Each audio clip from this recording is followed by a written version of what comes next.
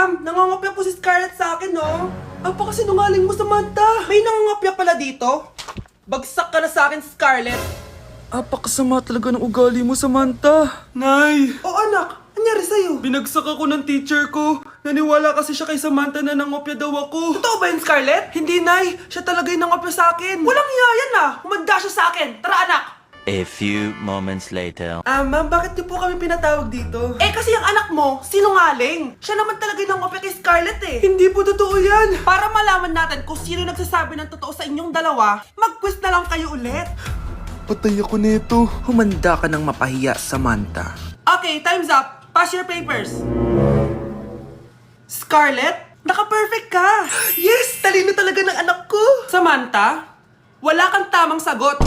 Ikaw talaga ang totoong nangungopya. Nakakahiya ka, Samantha. Humanda ka sa akin sa bahay. Tara! Huwag po, Nay.